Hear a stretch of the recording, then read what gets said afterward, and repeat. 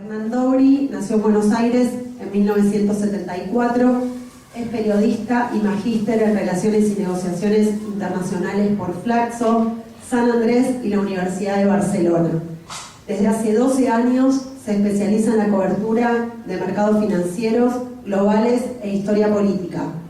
En la actualidad se desempeña como editor general del portal Sala de Inversión América, es colaborador del diario Perfil y docente de la carrera de periodismo y la Universidad de Palermo. Fue editor de Bloomberg TV Argentina y corresponsal en Buenos Aires para los canales de Brasil y España. Jefe de redacción de la revista Inversor Global y ha publicado en El Cronista, Clarín, Haaretz, Infobae, Fortuna, entre otros. Es autor de Operación Israel, El rearme argentino durante la dictadura y Los rabinos de Malvinas, libros que ha presentado en nuestra institución. Hoy volvemos a recibir en nuestra casa, que también es la suya, a Hernán Dobry para presentar su nuevo libro, Los judíos y la dictadura. También le damos la bienvenida al escritor y periodista Marcelo Birmacher, quien estará a cargo de la presentación junto al autor. Le damos un aplauso. Muy buenas noches. Cuando Hernán, en un pasillo de esta misma institución, me comentó que iba a publicar un libro sobre Nueva Presencia, el inolvidable periódico semanario judío argentino que se publicó entre los 70 y mediados de la democracia, mediados de los años 80, le dije, cuando ese libro salga, si querés, yo te lo presento. Y el motivo por el cual se lo quería presentar, o los motivos eran variados. Uno, que me parece que Hernán escribe libros imprescindibles para la comunidad judía argentina. Hay muchos mitos alrededor del tema de los judíos y la dictadura, muchos mitos alrededor del tema de Israel y la dictadura, y muchos mitos alrededor de la dictadura argentina en general. Y además el tema de Nueva Presencia es un tema realmente histórico y especialmente singular. Y la escritura y los libros de Hernán son científicos hasta donde puede ser científica la ciencia social. Las ciencias sociales están atravesadas por las opiniones y las subjetividades. Pero Hernán se esmera en traer los datos, los testimonios, los testigos vivos, e incluso testimonios de testigos que ya no están vivos, y los recupera por medio de otros testigos o de las fuentes escritas. Las cifras tan importantes, las fechas, todo lo que puede probar de modo irrefutable. Y también en cómo lo va armando, más que lo que él dice, cómo lo arma, los títulos de los capítulos, expresa con respeto su opinión. El armado del libro también obedece a una manera de ver el mundo, a una manera de ver el país, a una manera de ver a la comunidad judía, incluso el pueblo y el Estado judío. Pero había un dato muy personal por el cual yo quería presentar este libro. Y es que Nueva Presencia fue el primer periódico en el que yo publiqué mis escritos en la Argentina. Y el último que los publiqué gratis. El primero que publiqué en Argentina y el último que publiqué gratis. Y en Argentina digo porque yo había publicado previamente en la revista Aleph de Israel, que era una revista que se publicaba en castellano, en la tierra de Israel, y también en el periódico Aurora, que dirigía Ismael Míñez. En ambos periódicos publiqué antes de publicar en Nueva Presencia. En Nueva Presencia publiqué por primera vez en el año 1985. Yo tenía 18 años. Había escrito un cuento a los 16 años, durante una clase de francés, en el colegio Mariano Moreno. Y llevé ese cuento a Hermann Schiller en persona, al director del periódico, escrito mecanografiado. Y Hermann lo leyó, se lo dio a su colaboradora, Gabriela Safranchik, que si no me equivoco era también su pareja. Posteriormente lo fue María Cebali, secretaria de redacción y también pareja de Hermann. Y en base básicamente a la producción de ella, el cuento fue publicado. Y en el número inmediatamente posterior, siempre en 1985, a mis 18 años, me publicaron un par de poemas. No te voy a robar protagonismo, pero tiene que ver con la anécdota que quiero contar y presentar tu libro. Que era realmente un honor, un cabot fuera de toda proporción para un chico de 18 años que había escrito toda su vida, pero que se veía por primera vez reconocido, y en el segundo publicación especialmente reconocida. Pero y lo que tiene que ver con el libro, y de lo que yo le voy a preguntar no por el libro, con el paso de los años, las posiciones de Herman se fueron radicalizando en cuanto a la izquierda, y las mías se fueron radicalizando en cuanto al apoyo a Israel y a la democracia liberal, a la democracia parlamentaria. A tal extremo que en un momento yo en Nueva Sion escribí una nota reconociendo la lucha que había dado siempre Herman por los derechos humanos y por Israel, la lucha que había dado por los judíos, pero señalando que su apoyo a partidos antisionistas, en el sentido de negación de la existencia de Israel, como el Partido Obrero o el MAS, que estaban en contra misma de la existencia de Israel, le restaba validez a su posición política, que era la más saludable y la más valiente que había conocido el judaísmo durante la dictadura, y una de las más valientes que había conocido la Argentina. Porque Herman tuvo el valor de publicar en su periódico un manifiesto en contra de la guerra de Malvinas, que acá Hernán rescata, que fue escrito de manera anónima por el mejor ensayista de política que para mí ha tenido en la Argentina, que nadie lo debe conocer, que se llamaba Carlos Alberto Brocato. Él escribió ese manifiesto en contra de la guerra de Malvinas, el único publicado en la Argentina, que lo publicó el valiente Herman Gil. Pero yo en esa nota de Nueva Sion decía que él era mucho más importante que esos partidos antisionistas a los que él apoyaba, y que haría bien en terminar con esa mitología de la izquierda, que era una pandilla de sinvergüenzas, antisemitas, incluso muchos de ellos judíos, y que recuperara el camino que él había cimentado y defendido mejor que nadie. Bueno, Herman se enojó mucho conmigo.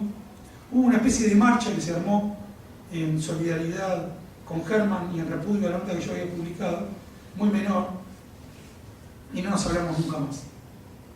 Hasta un invierno de hace 2 años, un invierno muy muy frío, en donde yo había ido a comprar sándwiches de miga para una reunión que había organizado y tenía que volver rápido a mi casa. Había salido de urgencia a comprar sándwiches y tenía que volver corriendo. Pero me lo encontré a Herman Schiller parado en la parada de un colectivo junto a su pareja, una señora, él tiene 80 y pico de años ahora, bajo el frío, ateridos, esperando el colectivo. Entonces fui con mi auto, me paré al lado de él, bajé del auto, le dije: Herman, decime a dónde va que yo te llevo.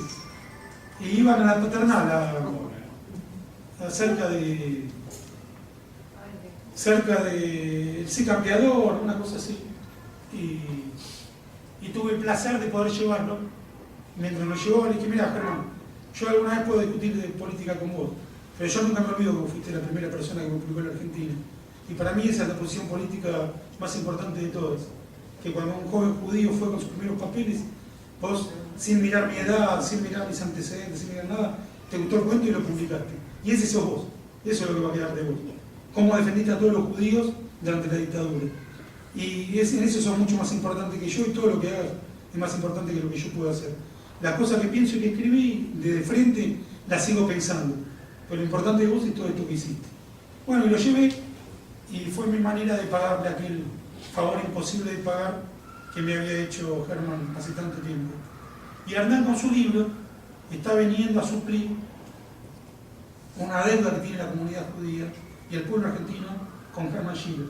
Porque los héroes no son unilaterales, no son de una sola faceta. Y en un hombre, cuando hace algo muy bueno y algunas cosas cerradas, lo que tenemos que recordar es lo muy bueno que hizo. Tenemos el caso del Buenos Aires Herald, dirigido por liberales, que serían el opuesto ideológico de Herman. Pero hay que reconocer que el Buenos Aires Herald tenía el background y la defensa de Inglaterra. Tenían como el primer mundo, de algún modo, sosteniéndolos. Y a nadie le importaba que Israel estuviera Herman Schiller, que ni siquiera estaba, ¿no?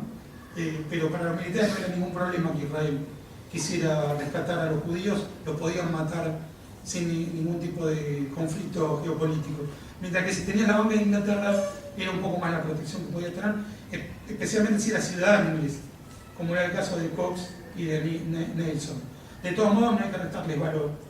Eran también de los pocos periodistas, a diferencia de tantos que hoy le lastran las medias a los Kirchner y que durante la dictadura se callaron, incluso apoyaron a la dictadura, como puede ser el caso de la propia Cunhada Alicia. ahí sí tenemos esos liberales ortodoxos, periodistas que se la jugaron en plena dictadura y que dijeron que flotaban los precios igual que flotaban los cadáveres en el Río de la Plata. Esa fue la metáfora que usaron. Bueno, vamos a este libro que, repito, el libro iba a ser Nueva Presencia, iba a ser el título. Yo que he publicado muchos libros ya, sé perfectamente que las editoriales nos sugieren por motivos comerciales, de appealing al público, para que el público preste más atención, por ahí utilizar titulares más amplios, títulos que llamen más la atención, en mi caso que sean menos pesimistas, menos trágicos desde el punto de vista humorístico.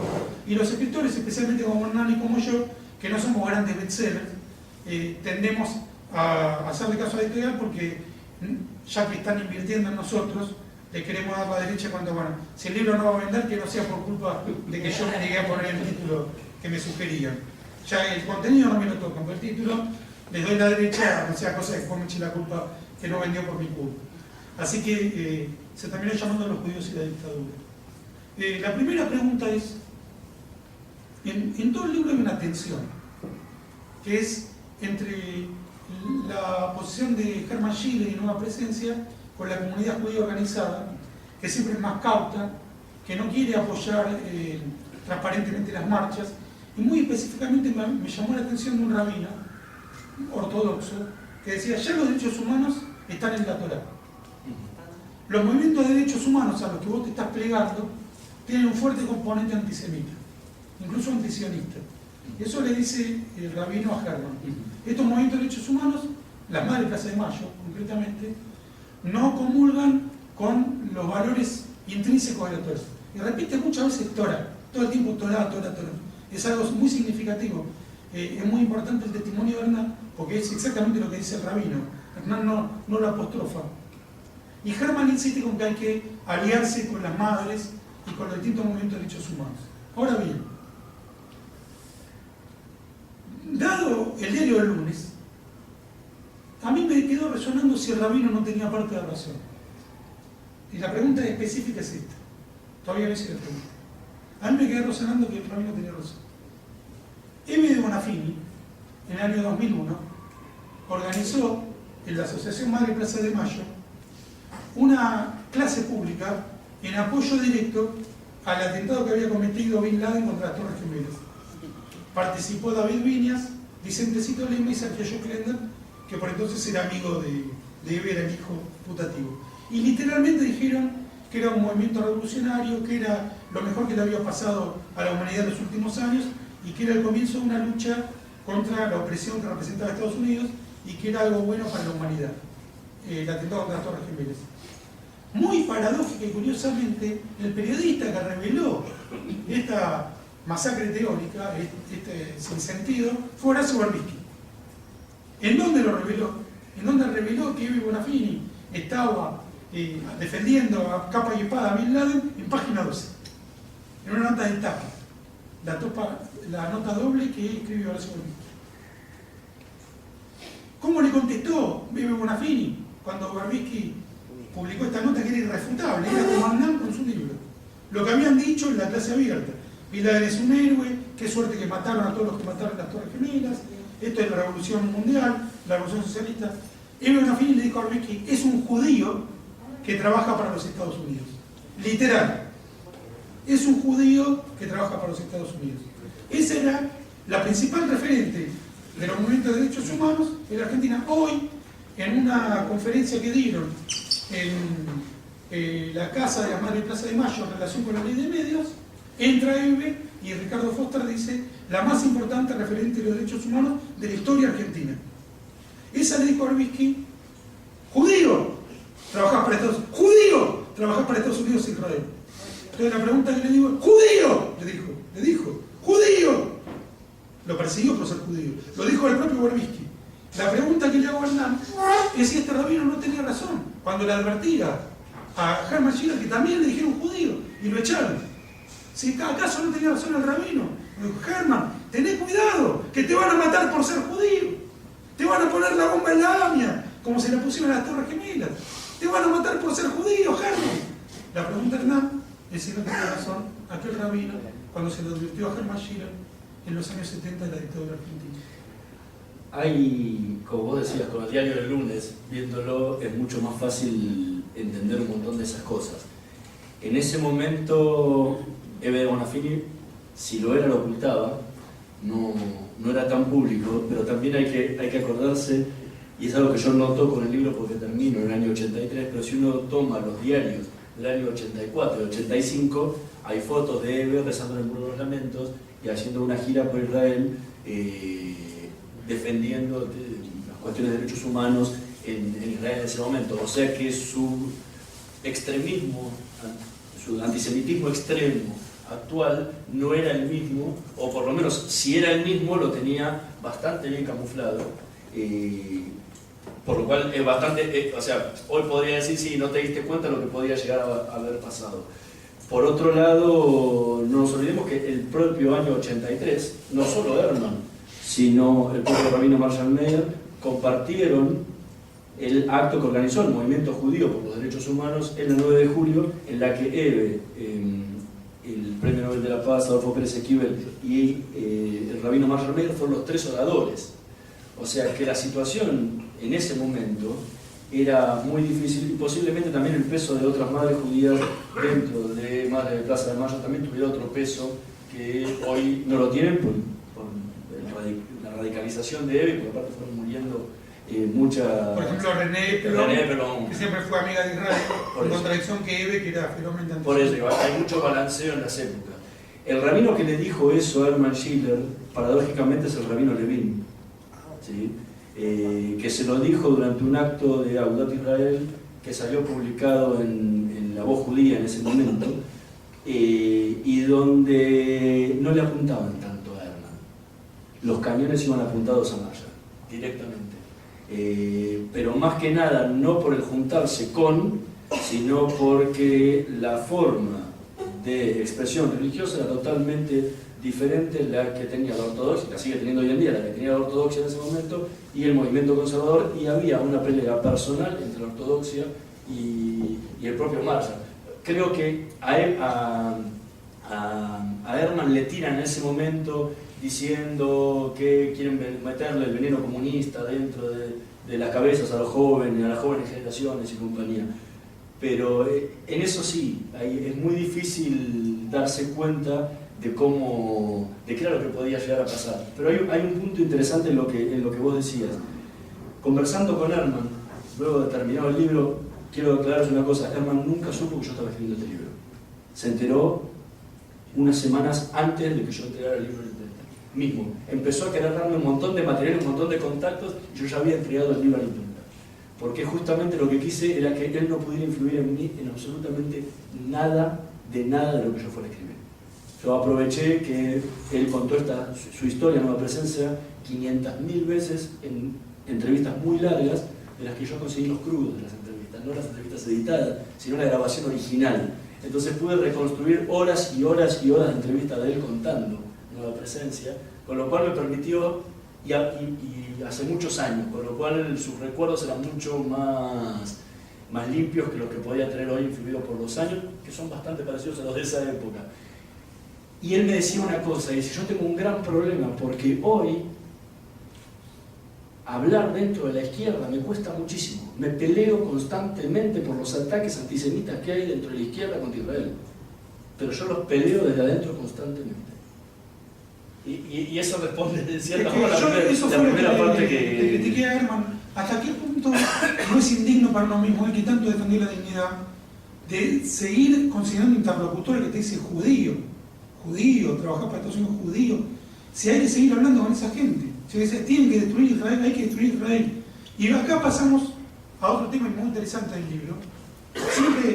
Ese fue un debate, claro, que se armó en la última elección del año, donde yo le pregunté a la presidenta de Convergencia, que había hecho una alianza con el ICUF, le digo: pongamos que ustedes ganen la elección.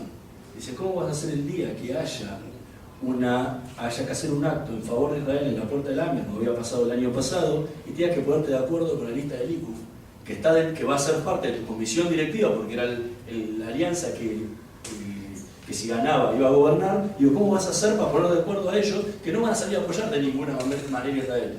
Dice, nosotros muchas de estas cosas las hablamos. Digo, sí, las hablamos ahora. El día que asumas la presidencia y que ellos logren estar adentro como querían de vuelta, se te va a dar vuelta todo. Y vas a tener una pelea, una fractura interna de condición directiva, justamente porque las opiniones son totalmente opuestas y son, casi podría decir, irreconciliables. Ya no son antisionistas, pero su postura claro, siempre a favor de los árabes. Bueno, nos pasa dentro de la comunidad, pasa afuera también. O sea, muchas veces se trata de pelear desde adentro.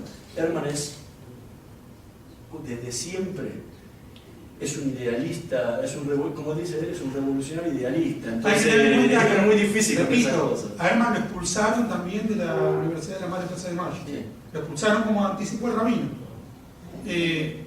Ahora, pasando a otra pregunta, siempre repitiendo que el libro de Hernán es imprescindible por la cantidad de datos que tiene y que uno esté a favor o en contra, es una fuente de las pocas fuentes fidedignas para saber lo que pasó en esa época. Me vuelvo a encontrar con otra persona que fue mi benefactor, que es Israel Lotterstein, que lo puedo decir sin temor, vende armas. Acá está puesto en el libro. Israel, no casualmente su nombre, me dio mi primer premio importante, que fue la beca de la revista Cultura, de la cual era uno de los mecenas, que me permitió viajar a Nueva York y a Madrid, también a mis 27, 28 años, y desde ahí también viajé a Israel. Me hice, porque también era con un monto en efectivo, y usé el pasaje para viajar a Israel. Y aparece citado Israel en un tema apasionante del libro, que es la venta de armas de Israel a la dictadura militar. Sí, Israel, para que no se confunda. Como Israel del país. Pero Israel... Más fácil llamarlo Cacho, como lo llaman todos. Cacho, más fácil, ¿no? Cacho era el fabricante, el empresario de armas. Su hija, que falleció lamentablemente, Gabriela, también escribió un libro muy importante sobre los judíos y desaparecidos. Sí. Son dos libros complementarios. Bueno, buena parte de las entrevistas que yo utilicé fueron los crudos. Yo la conocí a Gabriela y bueno, por supuesto lamenté mucho su pérdida tan temprana. Y acá la pregunta, que también, como te das cuenta, mis preguntas, igual que la lectura del libro, son con contenido. Yo quisiera esta pregunta contextuarla.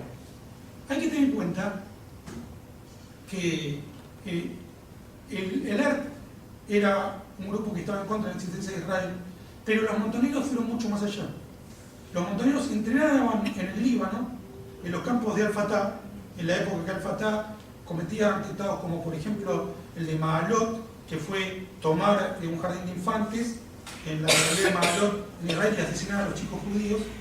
Ahí participó en el rescate fallido Moshe Dayan, y poner bombas en distintos centros civiles de Israel o romper con piedras las cabezas de los niños judíos. Esto no es sensacionalismo, eran el tipo de atentados que cometían, arrojar paralíticos judíos de los barcos al mar, eran todos los tipos de atentados que cometía el terrorismo palestino, que era previo a lo que fueron después los atentados suicidas. Eran artesanales, ¿no? Sobre todo con niños, se especializaban en matar niños, especialmente de jardín de infantes, 16 niños, 30 niños, 40 niños, colectivos, pero tenían predilección por los niños pequeños. Y los montoneros se abrazaban con Arafat y participaban directamente de la lucha del terrorismo palestino contra la existencia del Estado judío. Galimberti en particular participó de forma directa en los combates desde el Líbano contra el Estado judío. Tenemos un caso sintomático, que es el de Marquito Zucker, el hijo del actor Marco Zucker. Marquito Zucker fue apresado por la dictadura en el año 76. Gracias al denodado esfuerzo de su padre, acompañado por las instituciones judías, de un modo soterrado, lograron liberarlo. Pero Marquito Zucker no le alcanzó. Se fue a Brasil y volvió con los montoneros y se entrenó con los asesinos de judíos en el Líbano, en los campos de Al-Fatah, en donde tenía que ocultar su identidad judía, pues si no los mataban ahí. O sea, luchaba contra Israel, pero tenía que ocultar que era judío porque si no lo mataban. Y por supuesto, cuando vino el 79, dijo, bueno, ya está, ya te liberamos una vez, y lo mataron posteriormente. Que ya no sé si puede llamar asesinato de la dictadura, porque lo dejaron ir. Dijo, mirá, te dejamos ir, ya está. No mates a tu pueblo y no trates más de matarnos a nosotros. Te dejamos. Y él volvió. O sea, yo ya no sé qué se puede hacer. Te dejamos ir. Yo no voy a ir a reclamar por esa persona. No voy a decir que lo vuelvan a liberar. Ya lo dejamos, ya te dejamos ir. Ahora, no mates judíos y no trates de matar a los militares, porque te dejamos ir. Ya te dejamos escapar. Tu papá te pidió por vos y le dijimos sí, te dejamos ir. Bueno. Ahora, en este contexto, ¿cuán bizarro es que los israelíes, como le vendían armas a todo el mundo, también le vendieran a los militares argentinos? También se las vendieron. Hernán dice en su libro que los familiares de desaparecidos judíos decían, las armas no militares las usan para matar a nuestros hijos. Pero la pregunta es si las armas de los montoneros no las usaban también para matar a sus hijos. Y que Israel vendía armas a cualquier país del mundo, como hacen todos los países del mundo. Y antes de pasar a la pregunta, y perdón, hay que tener en cuenta que mientras Estados Unidos, en cuya órbita estaba Israel, y cuyas posiciones en la ONU Israel apoyaba, a partir de la presidencia Carter, que fue en el 76, empezó a hostigar a la dictadura argentina pidiéndole que respete los derechos humanos. Mientras que la Unión Soviética, hostil a Israel, vetaba las resoluciones que promovía Estados Unidos y apoyó a la dictadura desde el día de su aparición hasta el último día de la dictadura. Mientras que Estados Unidos reclamaba por los derechos humanos y mandó a la Comisión Interamericana de Derechos Humanos en el 79, lo cual Israel apoyó en cada uno de esos movimientos, la Unión Soviética, hostil a Israel, apoyó a la dictadura sine qua non, al punto tal que salió ahora cuando murió Videla, que los militantes del PC lo reconocieron, la ONU nos dijo, apoyen a Videla. No, pero un tema. No, espera. Después vamos a hablar todo el público. Apoyen a Videla, incluso cuando la dictadura mató militantes comunistas.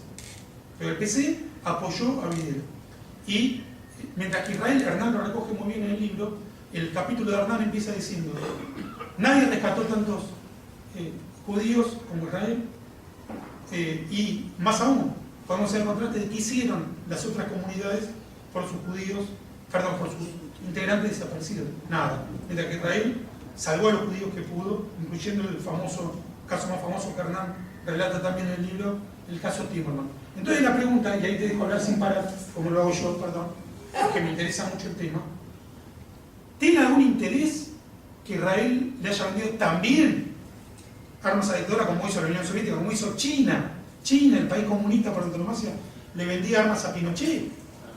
¿Tiene algún interés? ¿Tiene alguna significación que convierta a Israel en malvado por venderle armas a la dictadura? ¿O es un tema sin ninguna importancia en contraste con haber salvado tantos judíos como pudo? La respuesta no solamente a eso, sino lo que vos comentaste algo es realpolitik, 100%, o sea, pragmatismo a ultranza. Te empiezo a responder lo de la Unión Soviética. La Unión Soviética es muy interesante y para el libro lo hice, fue leer los 7 años de la revista Tiempo de Likov, ¿sí? Que era el vocero del Partido Comunista Judío, 100%, y que bajaba la línea directa de lo que decía el PC. Lo que defendía siempre la Unión Soviética era los blandos contra los duros, la famosa evitar que hubiera un pinochetazo en Argentina o Chile, y por eso apoyaban a los blandos de Videla y compañía, bueno, sin saber después lo que realmente eran los blandos, que eran tan duros como los duros. Ese es por un lado, y hay que después los temas económicos que van a entrar con la Unión Soviética, con el tema del bloqueo de Estados Unidos y compañía, la Argentina se termina transformando en un país que era un país anticomunista, en el país que es principal exportador de trigo a la Unión Soviética. Sí, pero es el año 80. Ahí está, el año 80. Sí, pero es el año 80. Relación a Afganistán. Sí, pero el apoyo del ICUF, el apoyo de la Unión Soviética a Videla es del 76. Y más aún. Tuvieron que pasar 4 años para ese famoso acuerdo, lo que no quiere decir que durante todo ese tiempo, el 76 al 80, no le estuviera vendiendo. Incluso en un viaje muy recordado de Videla a Pekín, junto con Martínez Dios y compañía, que era totalmente surrealista para la situación que venían pregonando dentro del país. Pero tiene que ver con la realpolitik 100%. Una cosa es el pensamiento, otra cosa son las necesidades. Sin embargo, y ahí entra lo de Israel. Y sin embargo, ahí, en la defensa que hizo Israel de los judíos, incluso aquellos judíos que habían militado por la destrucción de Israel para salvar la vida. Yo los conocí personalmente, a los montoneros y a los del ERP, que Israel rescató y se los llevó a Israel y que estaban en Saal. Algunos, incluso tupamaros conocí, que me decían: nosotros luchábamos para destruir Israel, para hacer un mundo socialista sin Israel. Israel nos salvó la vida. La pregunta entonces... Sí, hay un poco de por eso digo, esto es una era estructura de pragmatismo terrible. No, pero si salvar vidas judías para Israel le convenía en cuanto a Realpolitik, o asumió riesgos para salvar judíos. Hay que dividir dos cosas, como preguntabas por el tema de las armas. Israel empieza a vender armas en serio en agosto del 78.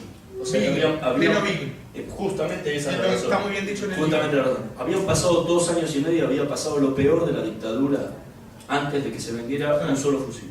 Entonces, pero el salvataje de judíos y no judíos también viene desde el año 76, no desde el 76 justo, desde el 24 de marzo, porque obviamente nadie salió a salvar gente el 24 de marzo, empezaron a enterarse de cómo pasaban las cosas un poco después, pero desde el propio 76, o sea que el salvataje es previo a las armas, y eso hay que diferenciarlo. Obviamente que las madres que decían eso en esa época no tenían toda esta información, no tenían los contratos, no habían podido hablar con toda la gente como se puede hablar hoy, 2011, 2012, 2013, que fue cuando yo escribí el libro sobre el tema. La pregunta, y eso lo dice... No está hoy Sara acá. Sara Brodsky lo dice mismo en una entrevista. Es la madre de Marcelo. Y la madre de Marcelo, y en una entrevista que le hizo Gabriela Lotterstein para terminar de cerrar un poco todo este círculo, ellos mismos dicen que ellos le pinchaban, salieron a decir eso para pinchar a Israel para que hiciera declaraciones públicas, pero que realmente estaban convencidos de que no era así. Después, obviamente, cuando uno pasa los años, abre las revistas y los diarios, esa frase queda dando vueltas. Pero no era tan puntual. El tema de la venta de armas de Israel es una cuestión pragmática y de necesidad, que es larguísimo de explicarlo, pero es una cuestión de necesidad de Israel de una propia autodefensa y poder producir armamentos en escala para poder sobrevivir ante los ataques de los países árabes, más que nada en esa época, en ese contexto. Veníamos de la guerra de Yom Kippur en el 73, estábamos previo a la guerra del Líbano en el 82, una época donde la única paz que había, y no tanto porque vino en el medio, fue la paz con Egipto. Previo a eso no había absolutamente paz con absolutamente nadie. Entonces todo ese clima en Israel o se autoabastecía o se moría como Estado. Y el pragmatismo de Estados Unidos es lo mismo, porque Carter la trajo a Patricia Derian, impulsó la Comisión Interamericana de Derechos Humanos, pero el 80% de las armas que vendió Israel tienen mínimo un 30% de componentes estadounidenses, y hay una ley de Estados Unidos que dice que si hay un tornillo, ellos tienen el derecho a veto de esa venta, y no vetar nunca. O sea, que también vuelvo a lo mismo, el Realpolitik 100% es muy difícil poder explicar todas esas cosas con idealismo. Israel hizo muchísimo más de lo que hicieron muchísimos otros países en comparación con su peso político en el mundo y su capacidad de maniobra política internacional. Nosotros como judíos creemos que Israel es lo más grande que hay y todo, pero es muy difícil que Israel pueda ejercer presiones políticas internacionales muy grandes porque realmente políticamente, internacionalmente es muy chiquitito.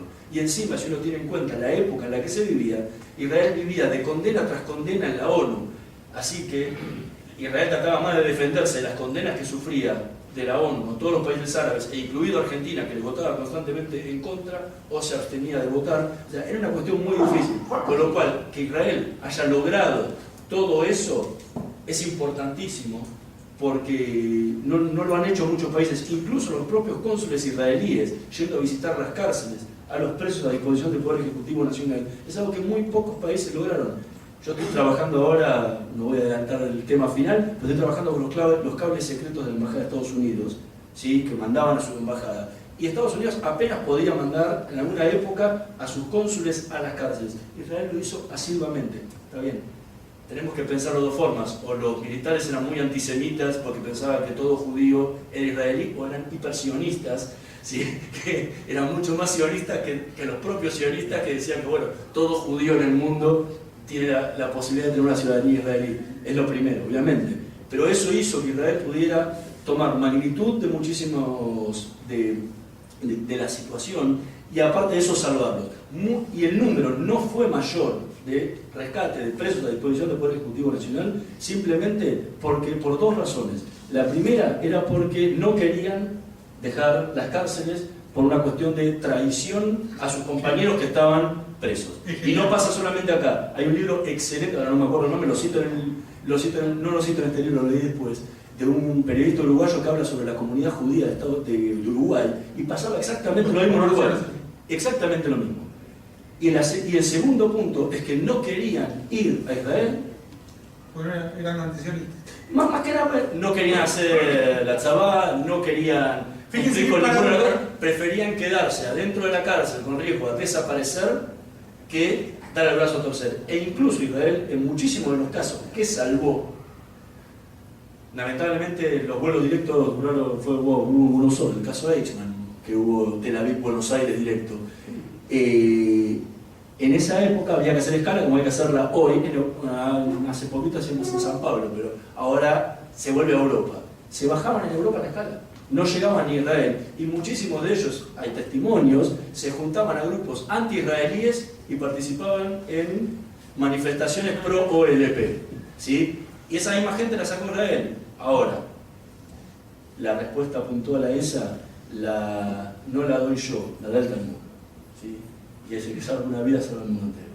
Y Israel tenía que hacer eso y lo iba a tener que seguir haciendo siempre, porque es uno de sus objetivos de nacimiento, y es la defensa de los judíos en cualquier lado del mundo donde estén. Entonces no iba a mirar el partido político o la afiliación o lo que podía hacer, primero porque nadie es mago. Uno no sabe qué va a hacer esa persona, o vos te encontraste a algunos haciendo la tzabá en Israel y otros que se fueron, no podés saberlo. La obligación de Israel es salvarlos.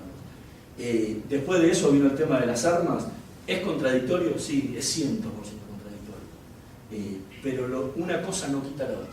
Y eso creo que no hay que poner una delante de la otra de ninguna forma. El tema de las armas es un tema duro, sí, pero tengamos en cuenta que las armas no se las vendió Israel. Se las vendió Israel, se las vendió Estados Unidos, se las vendió Alemania, se las vendió Francia, se las vendió Inglaterra, se las vendió Holanda, Bélgica, Austria, España, y me estoy olvidando de algún país europeo más que Suecia, o sea, me estoy olvidando de algún país más. O sea, que tampoco pongamos el acento solamente sobre el tema de Israel, sino que hay que poner el acento sobre el mundo en general, de por qué le vendieron armas a una dictadura. En general, el mundo, a sabiendas de lo que pasaba, incluso países como Francia y Alemania, que tenían ciudadanos propios, y Suecia, que tenían ciudadanos propios desaparecidos, y que tampoco pudieron hacer absolutamente nada para rescatar a esos ciudadanos desaparecidos.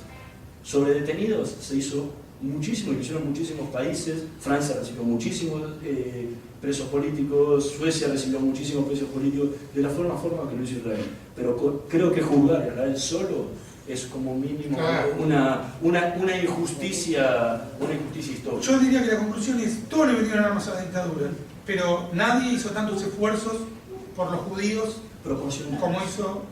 Por los judíos, obviamente que nadie lo hizo, porque era su rol principal por los judíos. Los otros lo hacían por ciudadanos argentinos. Sí, pero proporcionalmente ni España ni Italia hicieron lo que hizo Israel por los descendientes de judíos. Respecto también de ser vocalmente, ¿no? Vos comentás muy bien el caso Timerman, y Jacobo Timerman ahí tenés un ejemplo. Fue rescatado por Israel vocalmente, es decir, Israel se jugó su posición internacional para salvarle la vida a Jacobo Timerman. Pero le pidió una sola cosa: no le pidió plata, no le pidió que haga el tzabá, no le pidió que diga cosas, no le pidió que defienda a Israel. Le dijo: mire, Jacobo, nosotros queremos seguir salvando judíos. Si usted habla cuando llegue a Israel, no le pedimos que diga una cosa. No hable de este tema, por favor. No hable de la dictadura, porque si no van a matar a los judíos que viven en Argentina. Y lo primero que hizo Jacobo Timerman cuando llegó a Israel fue denunciar la dictadura argentina, y efectivamente mataban a los judíos, en represalia por lo que había dicho Jacobo Timerman. Israel se lo anticipó, no era que lo desconocía. Yo pienso que hay una línea directa entre la traición que cometió Jacobo Timerman con la traición que cometió su hijo, ahora que negoció con nuestros asesinos, que sonrió y le dio la mano a nuestros asesinos mientras insultó a Israel. Israel, igual que defendió a los desaparecidos durante la dictadura, ahora volvió a ponerse en problemas para decir: no negocien con Irán. Irán es el asesino de vuestra propia gente. Pero Argentina, el gobierno argentino prefirió negociar con sus asesinos. Y el que le puso la firma, el que buscó el tratado, el que le mintió a la comunidad diciendo que no le mucho mejor que yo el caso. O sea, hay un hilo conductor, parece que es herencia de familia.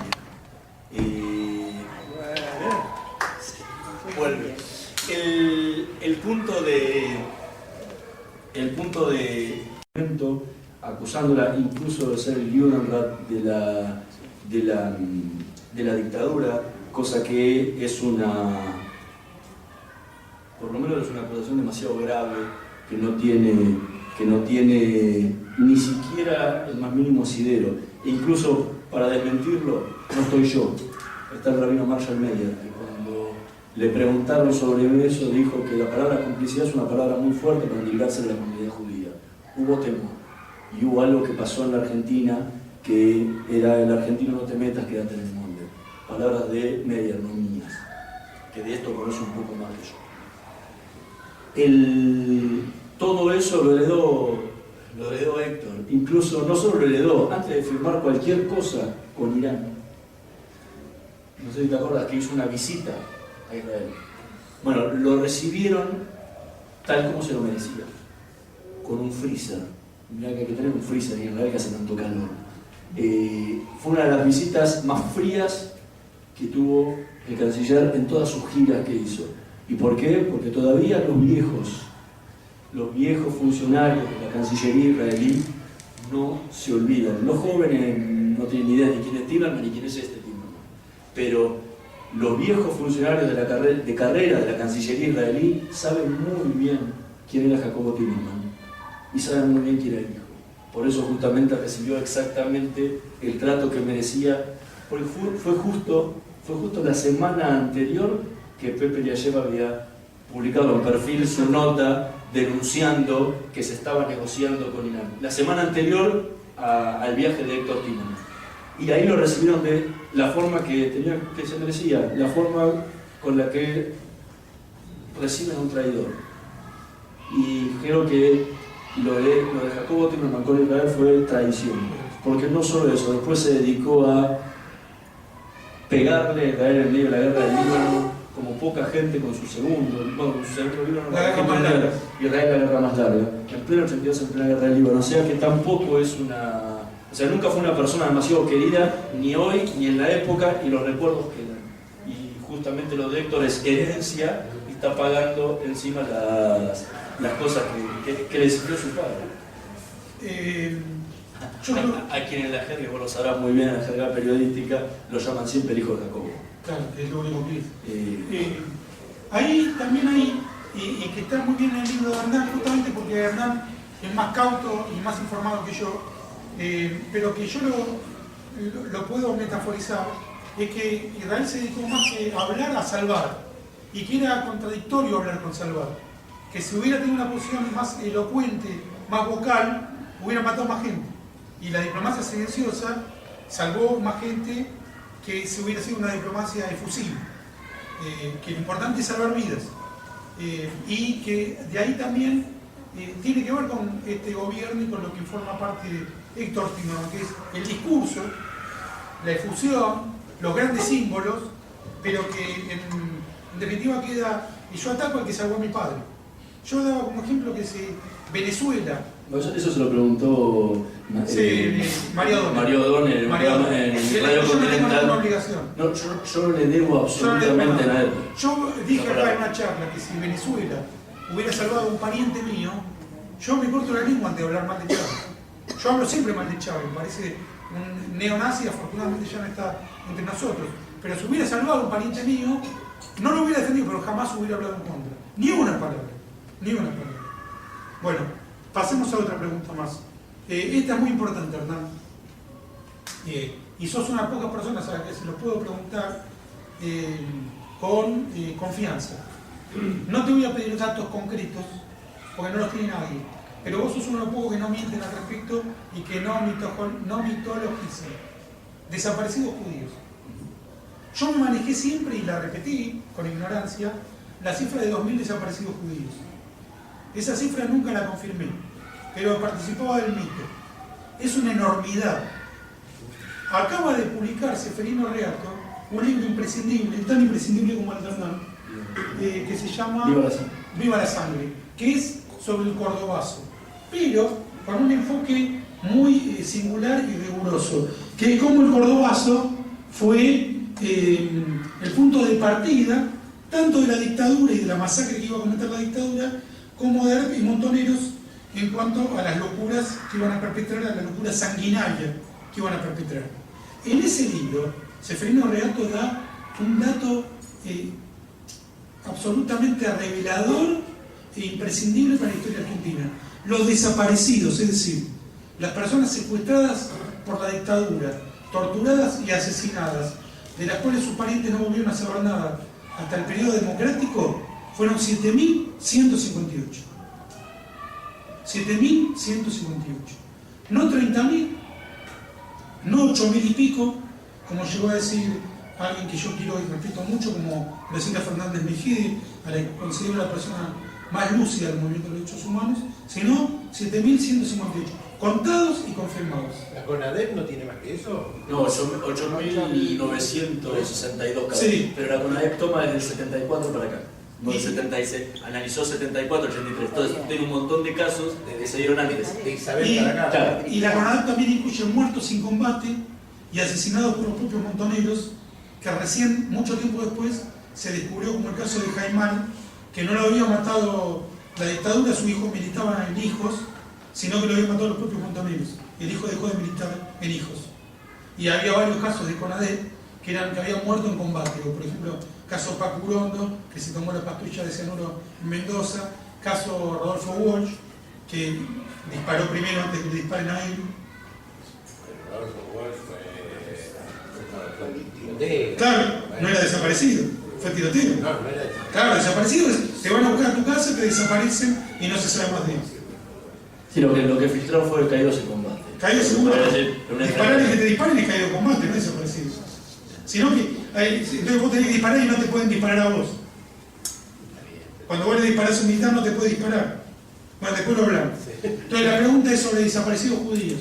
Pero caídos en combate, ¿cuántos son de todos esos? No sabemos, pero no se O sea, consideran desaparecidos. no hay una el problema grande con desaparecidos es que no hay una... Primero no existe una cifra certera, puntual.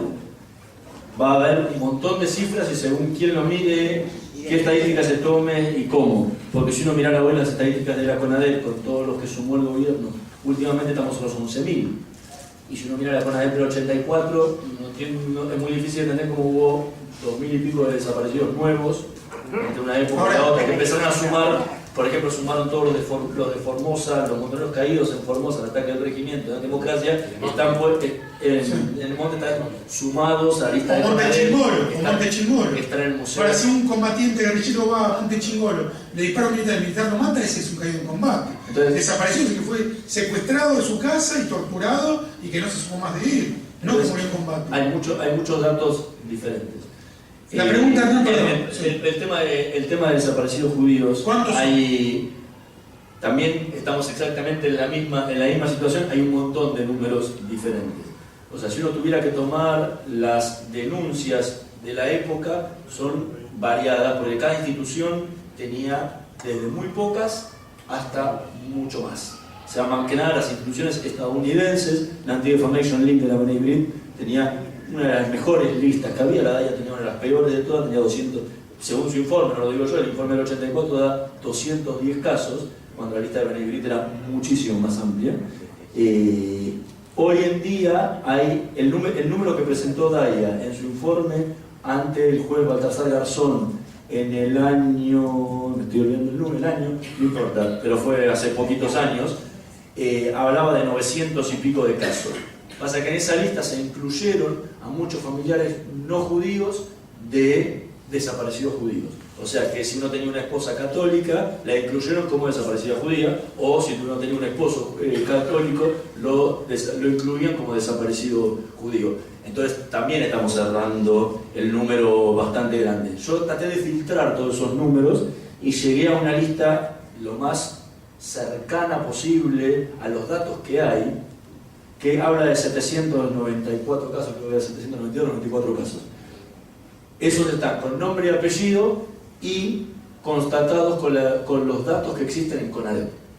O sea, puede haber algunos que habían nato pero no están en CONADEP, o algunos que pueden haber estado en CONADEP y no en las listas de desaparecidos de la comunidad. Los números son difíciles. En la época, la Embajada de Israel le dijo a los propios familiares que el número que ellos tenían era de 1.500 judíos desaparecidos. Datos de la Embajada, no datos anteriores. En la época se hablaba de 1.200, en otra época se hablaba de 1.500, y lentamente, con el avance de los años, ha ido incrementándose cada vez más la cantidad de judíos desaparecidos, hasta que hoy se considera que son 2.000. Yo siempre digo el chiste, digo, paremos un poco la mano, porque en cualquier momento van a ser 30.000.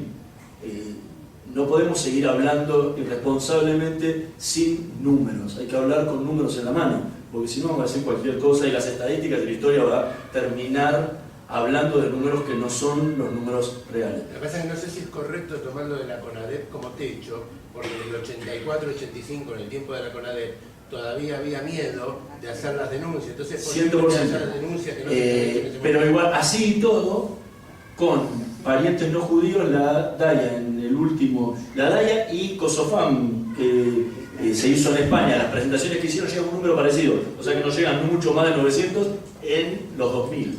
O sea, en los últimos años, o sea que tampoco puede subir tanto demasiado eso teniendo en cuenta lo que pasó desde el 84 para este lado. O sea, no, muy difícilmente llegue a los 2000 casos. Yo creo, si tuviera que hablar, hablaría más o menos de las cifras certeras. Y no me gusta hablar de proyecciones. Hablo de las cifras certeras. ¿Cuántos podrían ser? Estamos en un problema inmenso, por muchas razones. Primero es, ¿quién es judío? Y ahí entras en un problema muy grande. Hay una anécdota que no la conté yo, la cuenta Marisa Brailan en la presentación del libro de Gabriela Lotterstein, Postmortem, ¿sí? Que organizó su padre Cacho en Clásica y Moderno. Por la calle Palermo, se llama. Una editorial pequeña. No, la editorial sí, en Eterna Cadencia. En Eterna Cadencia. La editorial es de Cacho, la que lo publicó. Estaba presente en ese momento Alfredo Neuberger, estaba presente Marisa Brailan y estaba presente Abraham Arguín y Baruch Plavnik también. En ese momento Marisa Brailan cuenta una anécdota que después de esa presentación que hizo la DAIA, fue un pariente de uno de los que aparecía en la lista esa a decirle que ellos hace muchas generaciones, varias generaciones, que no eran judíos, que no se consideraban judíos y que por favor sacaran a su padre de esa lista. Y ellos le respondieron que no tenían ningún problema en sacarlos de la lista, pero que tuviera en cuenta que cuando su padre había caído y los militares lo tenían en los centros clandestinos de detención, lo torturaron por judío con una hazaña mucho mayor. El nombre quedó y no se sacó. Pero lo que quiero decir es que casos como este podría haber un montón. Entonces andar pensando quién es judío, quién no es judío. Si uno se llamaba González y tenía madre judía, es judío, y para Rajá sí es judío, ahora vaya a saber, anda a encontrarlo en una lista. O sea, la problemática es muy grande con el número certero trabajar. Por lo menos con los datos que hay, la mayor aproximación a la que por lo menos yo llegué fue esa. Ahora te voy a hacer pensar e hipotetizar.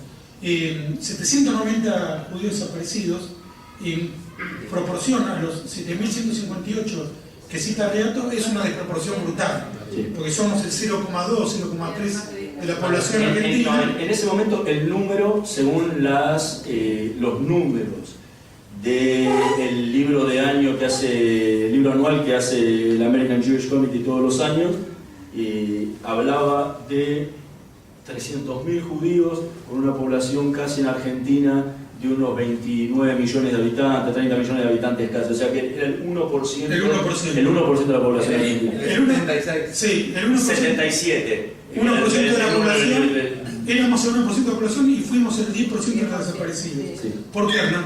¿Por qué esa desproporción? Ahí hay varias razones, porque justamente ese es un tema de época muy fuerte, porque cuando se habla, hay un dato muy interesante que para que se ponga en contexto esto. En el año 77 viaja una delegación de la comunidad judía argentina a Jerusalén, a entrevistarse con el primer ministro Menachem Begin. La delegación, y no quiero olvidarme de ningún nombre, y si alguno se acuerda y fallo me lo diga, estaba compuesta por el presidente de la AMIA, Mario Gorenstein, por el presidente de la DAIA, Nehemías Resnitsky, por el gran rabino de la comunidad Shlomo Ben Amu, por el rabino Marshall Neger, por el embajador israelí en Argentina, Ram Nir Gad. Si yo no me equivoco, estaba Jaime Barilco también, y ahí donde entro a olvidarme algunos nombres, pero a grosso modo la muestra es bastante interesante. Viajan a esa reunión y Begin les ofrece mandar barcos a la Argentina, y esto está contado por Meyer, por Gorenstein y por Resnitsky, o sea que no podemos decir que se confabularon para decir esto. Begin les ofrece mandar barcos porque el pogrón que va a haber en Argentina y las muertes que iba a haber con los judíos, para rescatar a toda la comunidad judía de Argentina y llevarse a Israel. Y los propios dirigentes comunitarios de todos los colores y los gustos le dijeron: pare un poquitito, esta la cosa no es tan pesada como ustedes están planteando, ¿sí? No hay una persecución contra la comunidad judía de Argentina, ¿sí? Entonces esto no es, le agradecemos la preocupación, pero esto no es necesario. Lo cuenta Meyer, lo cuenta, cada uno lo cuenta de la misma forma, o sea, y en épocas diferentes. El libro de Gorenstein, último que sacó, fue mucho después que la muerte del rabino Meyer. Y esa era la... O sea, no hubo una persecución de los militares contra la comunidad judía argentina. Y cuando hice el trabajo estadístico, ahora va. Y era, mi trabajo estadístico justamente era probar eso que se decía normalmente, de que no había habido una persecución contra los judíos. Al yo tomar estas estadísticas, lo que hice fue comparar las categorías que toma CONADEP, que es edad, año de desaparición, lugar de desaparición, sexo y profesión. Yo saqué el lugar de desaparición porque la comunidad judía está muy abroquelada en las grandes ciudades, y en los pequeños pueblos eran mucho más chicos, y en muchas provincias no tanto, entonces eso distorsionaba. Pero todas las otras estadísticas, tomé los datos que había y los comparé. Dan exactamente igual a las estadísticas de CONADEP, con una sola inversión de estadística que tiene que ver que la mayor cantidad de desaparecidos en la dictadura eran obreros, y obviamente la proporción de obreros dentro de la comunidad judía por una cuestión socioeconómica no era tan grande, pero en la comunidad judía se da vuelta con la cantidad de profesionales, que en CONADEP era mucho menor. Después todas las demás, año de desaparición, edad de desaparición, sexo, todo da exactamente iguales. Eso lo que me probaba a mí era que los judíos que desaparecieron lo hicieron porque formaban parte de los sectores más perjudicados por la dictadura en ese momento, en términos de militancia política, en términos de carreras específicas, psicología, ciencias exactas, física, filosofía y letras, más allá de la militancia o no, en esos sectores. Yo pienso que había una desproporción de judíos militando en la izquierda armada. No hay número para decir eso. Había muchísimos dentro de los diferentes movimientos, pero no hay al día de hoy un dato que uno pudiera probar y decir, sí, esto es así o no. Vamos a ver, ejemplo, que uno de los principales dirigentes montoneros, Marcos Otasinski, judío, por lo menos descendiente de judíos, bueno, el propio Marquito Zucker y Barbisky, oficial de inteligencia montonero, es decir, judíos que ocupaban un rol predominante en la organización armada más importante de la Argentina. La pregunta es, Hernán, no te pido que tengas la respuesta, pero vos diste datos incontrastables, datos indiscutibles. Efectivamente, la dictadura no persiguió a los judíos por ser judíos, los persiguió... Si no la proporción... Hubiera sido mucho más brutal. Porque hay un dato interesante. Déjame saber... De los judíos que desaparecieron, ¿sí? Tomemos el dato que uno quiera. Tomemos, si quieren, 2000, la comunidad tenía 300.000 judíos. O sea, no es ni el 1% de la comunidad. Digo, sí, no ni el 1% de la comunidad, hubieran sido 3.000. O sea que si hubiera habido una persecución contra la propia comunidad judía, esa cifra tendría que haber sido muchísimo mayor. Pero aún sin haber una persecución específica, y yo estoy de acuerdo con vos que no fue así, sí sabemos que una vez que lo atrapaban por ser del arte de montonero, o comunista, o por el motivo que fuera, lo torturaban el doble por ser judío, una vez que ya estaban adentro.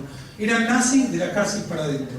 Bien, pero la pregunta es, yo no tengo la respuesta y te invito a pensarlo y que reflexiones en público, ¿por qué hubo esta cantidad de judíos que participaron, podemos ver el caso de montoneros, menos en ERP, especialmente montoneros, y por qué esta cantidad de judíos antisionistas? ¿Y por qué estos casos de judíos que en las cárceles decían, no, yo me quiero quedar con mi organización?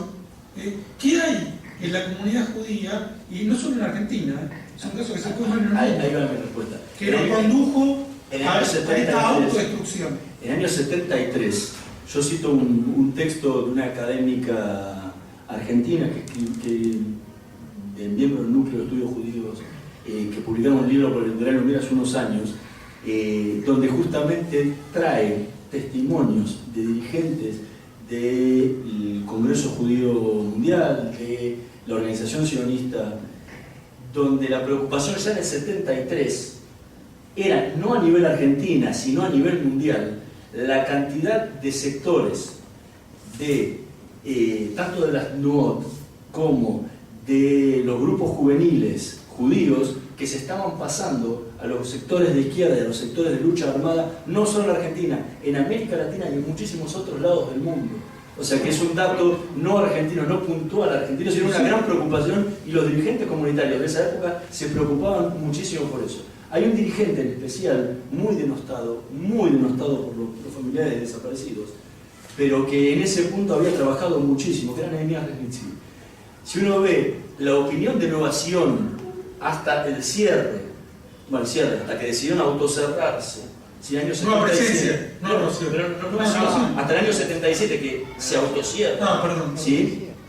Era una defensa constante de Resnitzky, porque tenía una mirada y un acercamiento hacia la juventud muy grande, justamente en esa tarea de sacarlos de la lucha armada, sacarlos de los sectores de izquierda que nada tenían que ver con la comunidad y volver a traerlos nuevamente a la izquierda sionista o a los sectores de la comunidad. Eso pasó, obviamente que no lo logró. ¿Sí? Así hubo sectores directos en Córdoba que se llevaron a militantes no me acuerdo la Tumá.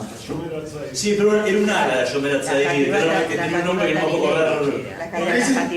Esos fueron los motivos. Son dos divisiones desaparecidas. Y se la llevaron entera en Córdoba, que mismo se llevaron con varios yelías de israelíes, que hubo que hacer unas gestiones terribles, y Israel hizo unas gestiones terribles para rescatarlo, y los lograron sacar con vida a los argentinos y a los propios israelíes. Una familia, me acuerdo, estuvo, y había unos cuantos más que lo lograron sacar en ese momento. Creo que tiene que ver justamente con un corrimiento de la juventud en general y que tocó a los sectores, no solamente argentinos, sino en América Latina en general. Y leyendo el libro sobre la comunidad de Uruguay pasaba exactamente lo mismo, que terminó habiendo un corrimiento, y eso obviamente terminó impactando luego en el número de desaparecidos que pasaron que formaban parte de la comunidad. Dentro de eso se estuvo el Tata Furmansky, que hizo aliada en esos años, porque cada vez que agarraban a un judío que era de Montoneros o de ERP, le preguntaban quién lo había entrenado, y después de horas de tortura reconocían que había sido el Tata Furmansky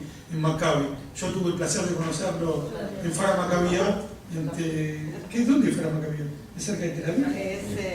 Cerca de Tel Aviv. A 15 minutos, tuve el placer de escuchar sus sabias charlas y nunca lo olvidé, pero no sé si está vivo. Está vivo. Espero que esté muy bien porque está lo recuerdo con mucho cariño y me enseñó mucho. Bueno, creo que tiene que ver mucho con eso, con la situación que vivía la juventud. No, en ese yo momento. entiendo Y eso por qué la desproporción. Lo que no termino de entender es por qué los judíos tomaron ese camino. ¿Qué los llevó a elegir ese camino de autodestrucción? Eso es lo que no terminamos de descubrir. Te digo la misma respuesta que da Herman cuando le preguntan por qué no desapareciste. Y dice, eso tendré que preguntar a los militares porque no me vinieron a llevar a mí. Eso se lo tenés que preguntar a ellos. Eso tenés que preguntar a ellos. Es muy difícil saber qué le pasó en la cabeza de terminar militando, gente que estaba en la izquierda sionista, terminar militando en Montoneros o en ERP, que eran antisionistas o anti-israelíes. O sea, ¿qué pasó en ese momento? Y ahí hay que estar muy en época en la situación política que se vivía y cómo iban las tendencias propias de la juventud que iba más allá de la condición judía, ¿no? Antes de abrir las preguntas al público, quiero ratificar una vez más, yo creo que no hay otro libro que sea tan preciso y con tanta información sobre cómo fue la vida judía bajo la dictadura y específicamente el drama de los desaparecidos judíos. Yo tengo este libro en mi biblioteca y recomiendo que todos lo tengan. Uno puede estar más a favor, más en disidencia con lo que puede el enfoque que plantea Hernán, pero no van a encontrar un material tan preciso y tan informativo como este. Ahora sí abro el espacio, yo voy a moderar, cosa que me encanta, para que hagan preguntas. Digo que me encanta porque solo voy a aceptar preguntas a Hernán además. No valen discursos, no valen conclusiones, solo preguntas y breves, sucintas, para que él conteste. Muy bien. Leí que relacionaban a Begin con la venta de armas para la guerra de las Malvinas, como una venganza personal, porque Inglaterra mató a un amigo íntimo de Irgun. Que elabores un poco sobre eso. Me insultaron desde el centro Begin en Jerusalén, me publiqué eso. Me mandó el director un mensaje de agradecimiento muy grande diciéndome que todo lo que yo decía era mentira.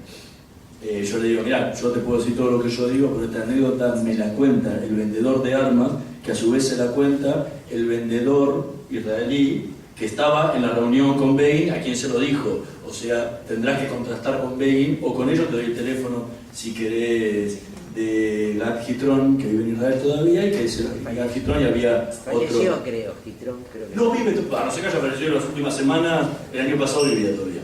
El que había fallecido era el famoso dueño del grupo Clark, no me acuerdo el nombre, que era un húngaro que había venido a Argentina, después se hizo allá, y que era el yerno de Jacob Zur en su momento.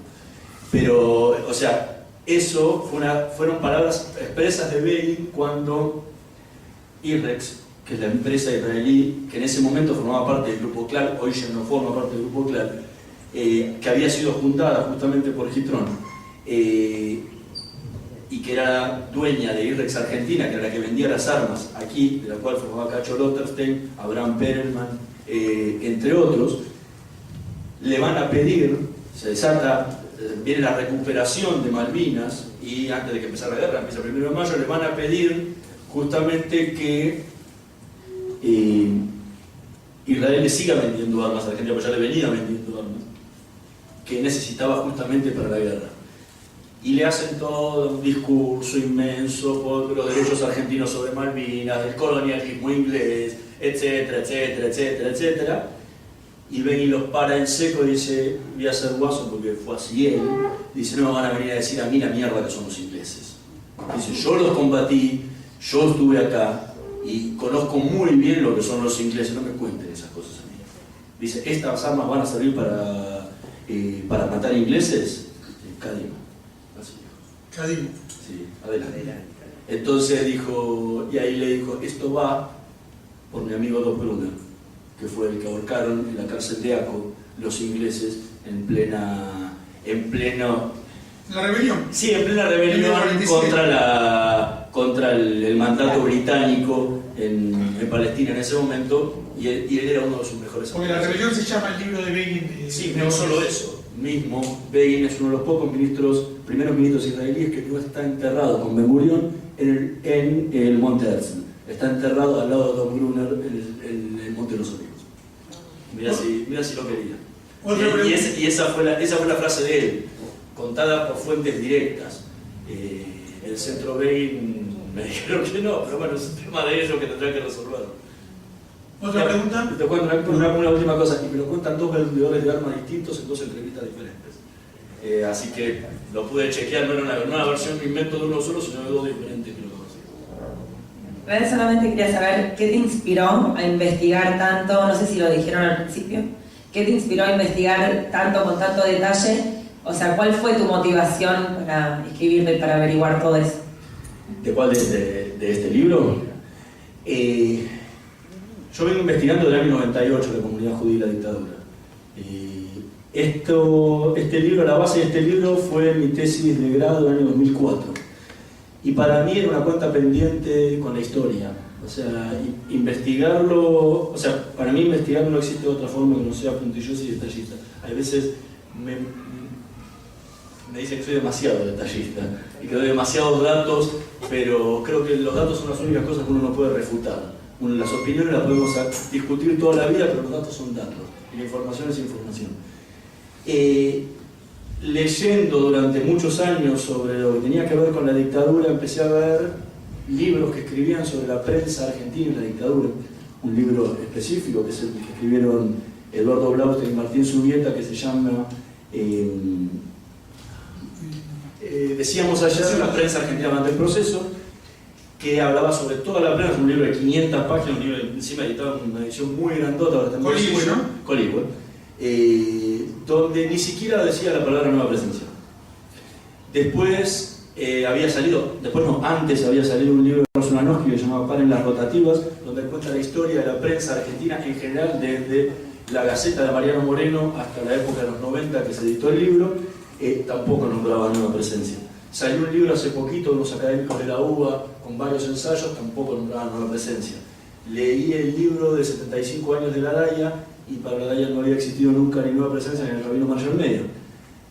Tampoco existía el rabino Graetz, Bobby Graetz, que hay que recordarlo muchísimo porque se lo ha olvidado la historia, y es otro, habría escrito un libro específicamente sobre él, porque encima de todo era el representante oficioso de la DAIA ante la Asamblea Permanente por los Derechos Humanos. De ninguno de ellos nos nombraban, entonces digo, ni la propia comunidad se acuerda, ni los propios colegas se acuerdan de este diario. Y me parece una omisión de la historia terrible, porque cuando las generaciones futuras vayan a hablar sobre el rol de la prensa en la dictadura, van a tomar ese libro y van a pensar que nunca existió un diario que se llamó Nueva Presencia que hizo tanto, y absolutamente tanto como muy pocos colegas lo han hecho en esa época tan dura. Entonces me pareció una omisión que había que repararla de alguna forma, y la única forma era contándola, y que esa historia se conociera tal como había sido, y que ocupara Nueva Presencia realmente el lugar que se debía en la historia. Entonces, motivado por eso, decidí escribirlo. Y hay algo que dijo Marcelo al comienzo: el libro se iba a llamar Nueva Presencia, el diario que desafió la dictadura. Pero no lo consideraba muy marketingero. ¿Otra pregunta?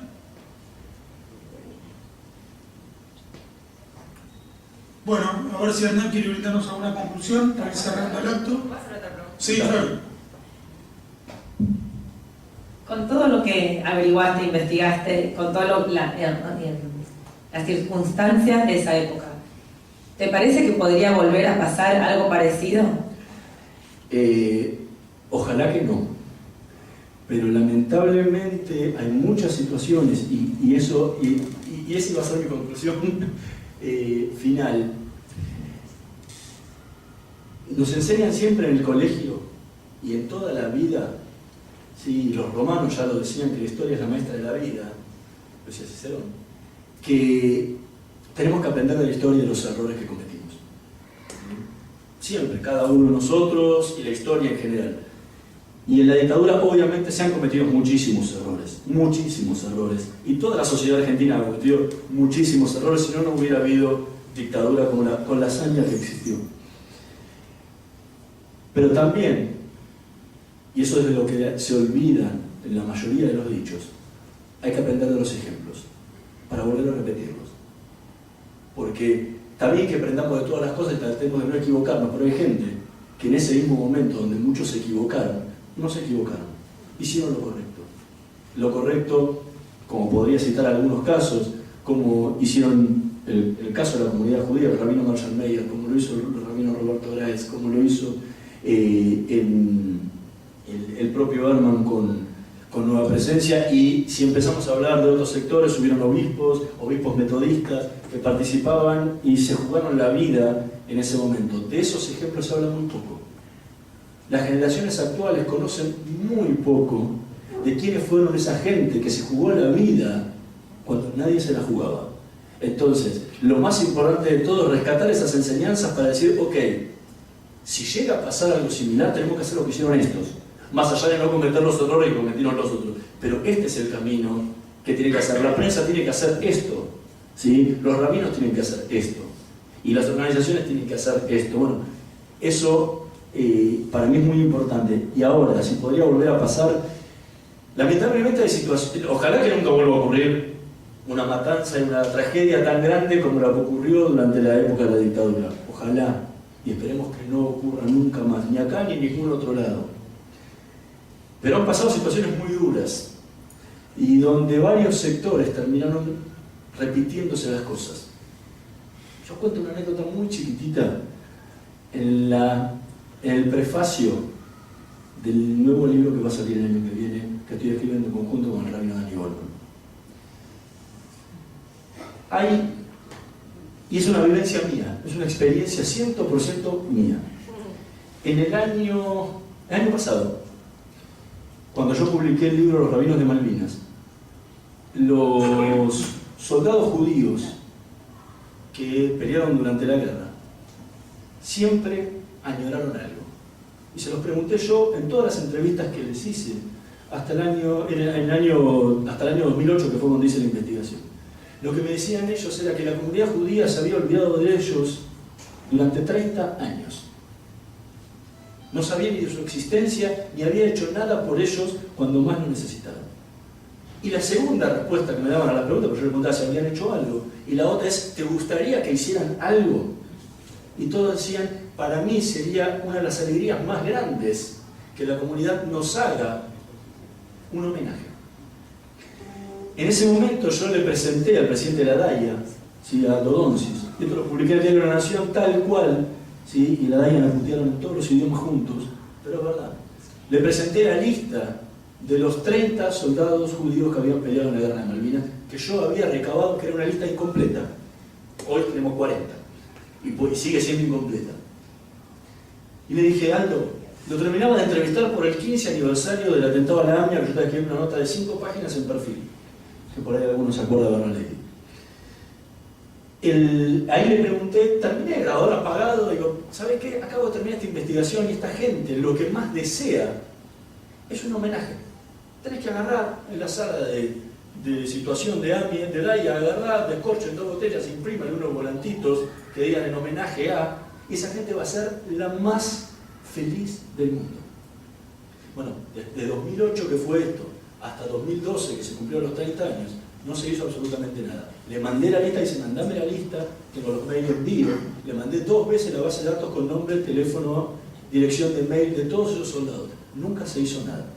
Cuando salió mi nota en La Nación, previo a eso, y esto lo voy a contar porque lamentablemente es la verdad y tiene que ver muchísimo con esto que me preguntas. En diciembre de 2011 me llaman 3 veteranos de guerra de Malvinas con los que yo tengo una excelente relación, y con uno de ellos he recorrido el país presentando mi libro y él contando su caso. Uno es Silvio Katz, el otro es Sergio Van Roch y el otro es Claudio Espín. Le fueron a golpear la puerta a la DAIA pidiéndole por favor que les hiciera un homenaje. Algo bastante humillante para cualquier persona ir a pedir uno que le haga un homenaje, pero del dolor y la necesidad que tenían. En esa reunión realmente no los trataron nada bien, nada bien. Y encima, como dice Silvio, siempre me regalaron el libro de los 75 años donde no figura la guerra de Malvinas. O sea, no había testimonio más puntual de decir que los olvidaron de alguna forma, de que le incluyeron que la Argentina había habido la única guerra del siglo XX. Cuando termina esa reunión, y después de varias y de otras que tuvieron, me llaman contándome esto. Y yo justo le había ofrecido al Diario de la Nación la posibilidad de publicar el adelanto de mi libro, justamente en exclusiva para ellos. Y me dice, mira, lo podemos hacer como una columna dentro de una investigación especial que nosotros tenemos sobre el antisemitismo en Malvinas. Me puse violeta. Y lo investigué durante 3 años este tema y alguien me ganó de mano. Digo, ¿cómo? Y aparte no me crucé y ningún entrevistado me dijo, che, hay otro que está haciendo lo mismo que vos. Estaba verde. Entonces lo llamé a los soldados y digo, escúchame, ¿conocés de alguien que esté haciendo esto? Y me dice, no sé nada. Llamo a Diario de la Nación y digo, escúchame, por favor, te pido un favor, decime quién hizo esta investigación, porque me estoy volviendo loco. Me dice, no, la DAIA nos ofreció en exclusiva esta investigación. Me puse violeta 2 veces porque dije, ¿cómo puede ser que la institución haya hecho una investigación de este tamaño y yo no me haya enterado de nada? Ahí lo llaman a los muchachos y me dicen, ah, sí, fuimos nosotros y le contamos los casos.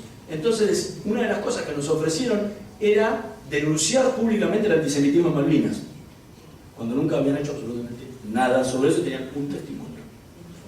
Y no solo eso, le ofrecieron al diario una exclusiva de algo que no tenían tampoco.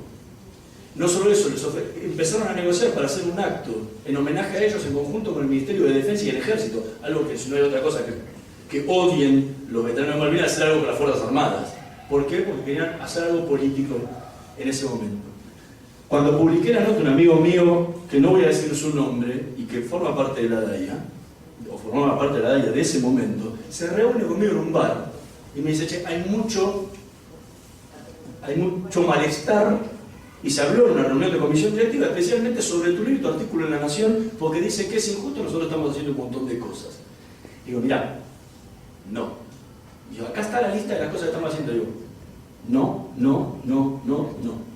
Digo, ¿sabes por qué no? Porque no están entendiendo. Todo lo que me estás hablando acá es política. Estos muchachos vinieron a pedir un abrazo. El abrazo de su comunidad. Y no se lo están dando. Me dice, te pido por favor que esto se lo cuentes. No me acuerdo ahora si es el secretario, el prosecretario de la DAIA en persona, porque no lo entendieron así. Me reuní con él, y lo puedo decir, lo nombro con nombre y apellido en el libro. Me reúno y empezamos a charlar de toda esta cosa, y le digo, para, no están entendiendo nada. Esta gente quería un abrazo, y todo lo que están ustedes dándole, los están maltratando. Y no lo están entendiendo realmente la necesidad que tiene una persona cuando sufre una situación de dolor tan grande. Y ¿sabe lo que me dijo? Nosotros miramos todo con una visión política. Digo, pero esta gente vino a pedir un abrazo. Me dice, hay otras instituciones que iban a hacer esto de darles un abrazo, como el caso de la AMIA. Digo, la AMIA lo negocié yo porque ustedes no están haciendo nada. Yo hablé con los directivos de AMIA para que hicieran ese acto, porque la DAIA los estaba maltratando. Dice, no lo percibimos así. Bueno, lo mismo le pasó a los familiares desaparecidos durante la dictadura. Si la respuesta es si aprendimos algo, realmente aprendimos muy poco, porque realmente lo que iban a buscar los familiares era contención. Y los empleados de la DAIA, eso me gusta recalcarlo siempre, los maltrataban de una forma inhumana. Y hay muchísimos testimonios. Cuando iban a buscar un abrazo. Bueno, a los soldados les pasó lo mismo 30 años después. Ojalá que sirva el libro y sirva muchísimos testimonios para que en el 2010, 20, 30, 40 o vaya a saber el año 3000 no nos vuelva a ocurrir lo mismo y que la institución no termine actuando de la misma forma. Por eso es el centro mayor de las críticas hoy en día, en muchos casos sin tener en cuenta muchísimas de las cosas que se hicieron. Pero ese trato fue el que pasó y pasó de vuelta con las víctimas del atentado al AMIA.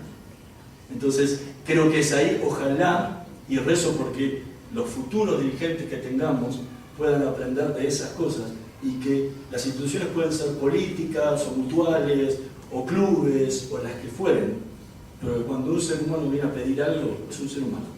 Y la política al demonio. Al ser humano hay que tratarlo, recibirlo con la forma que se merece, porque es un ser humano que está dolido y no va a pedir un favor, sino va a pedir ayuda. Yo, para cerrar, quiero decir que la comunidad judía, por medio de su mejor representante, que es el Estado de Israel, sí hizo algo por los judíos de Malvinas, que fue cuando vino Ariel Sharon a Argentina, dijo, en vez de luchar por las Malvinas, vénganse a vivir a Israel, que fue lo mejor que podía hacer, y los que pudieron hacerle caso se salvaron, y los demás volvieron a sufrir como los desaparecidos. Pero que si en vez de militar en Montonero, CEDER o en cualquier grupo de izquierda antisionista se hubieran ido a vivir a Israel, hubieran tenido vidas mucho mejores para ellos y sus familiares. Y lo segundo, para hablar del presente concreto, es que en este momento hay un estado terrorista mucho peor que Videla, que es Irán. Los judíos, que tal vez no supieron cómo salvar vidas durante la dictadura de Videla, ahora, y especialmente Danny Goldman, tienen la oportunidad de hablar vocalmente y locuazmente en contra de Irán, de defender a los judíos contra Irán. ¿Lo hacen? Ojalá Danny Goldman denuncie, bueno, perdón, que va a escribir un libro con vos, denuncie como se pudo haber denunciado a la dictadura y que contribuya a salvar vidas judías, denunciando a nuestro peor enemigo, al peor asesino de judíos posterior a la Segunda Guerra Mundial, al ejecutor del peor atentado antisemita posterior a la Segunda Guerra Mundial, al negador del Holocausto, que por favor Dani Goldman denuncie a la República Islámica de Irán. Esa es mi